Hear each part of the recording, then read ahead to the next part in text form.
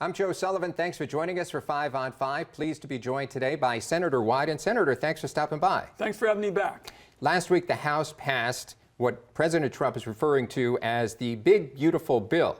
Moves to the Senate now, and if it passes the Senate, what kind of impact will it have here in Oregon on Medicaid recipients? It would be devastating here in Oregon, and this is the biggest Medicaid cut in history. We've got about 40% of the folks in Jackson County who depend on Medicaid, and particularly nursing homes. I mean, much of their revenue is Medicaid. We have kids that are disabled, youngsters, and the tragedy is that the country hasn't been told by the House that most of the people who get Medicaid are working. They're either working or they're caregivers or going to school, and we're going to get that message out.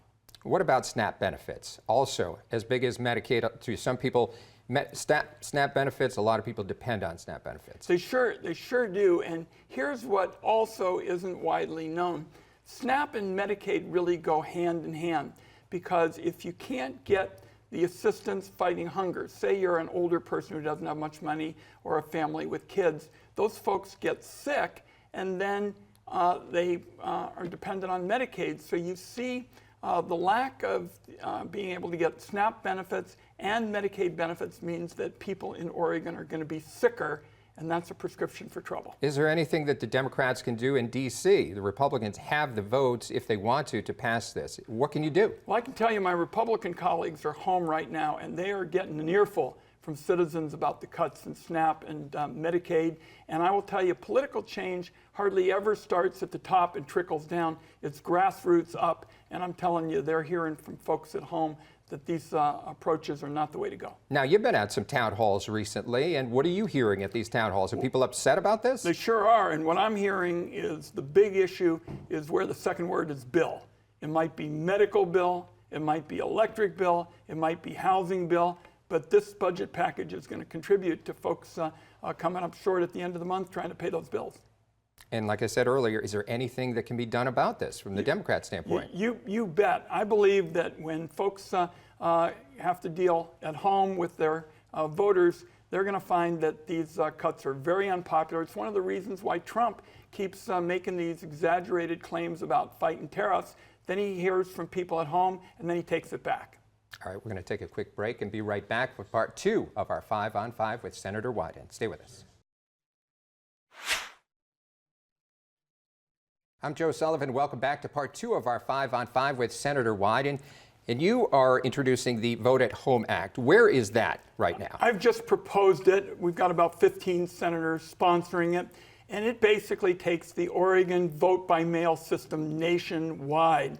And I think there's going to be enormous interest in this. I am the first senator elected by mail. I'm a Democrat. The second senator was a Republican senator, Gordon Smith, and people like the convenience. They have often 2 jobs. They're looking to figure out how to make sure they can cast an informed vote. I think it's going to be very popular. Seems to work in our state, but a lot of Republicans around the country are not in favor of this. Is that right? Well, remember, there's strong Republican roots right here in Southern Oregon. Dennis Richardson was our Secretary of State. He was a Republican, a very conservative Republican, big champion of the kind of work I'm talking about. All right, what about the Protect the West Act? We're talking about wildfires here.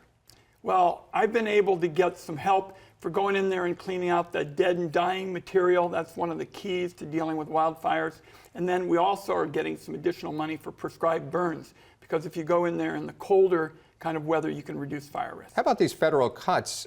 How are they trickling down here and impacting this act that you want to get through? They've been a tremendous mistake here, and people have really spoken out about it. I'm going to get the fire briefing tomorrow. We'll learn how serious it is. But I will tell you, one of the mistakes that the Trump people did is they really played their hand on the spending freeze early, and a lot of folks got laid off in terms of fighting fire. Trump people are having to either add that money back or face a lot of political flack. What about the housing affordability crisis? Well, I've proposed a direct approach for that, what's called LIHTC, low-income housing tax credits, and we're trying for the first time, and I have a bipartisan Senator Dan Sullivan of Alaska, we're proposing MITAC, middle-income housing tax credits.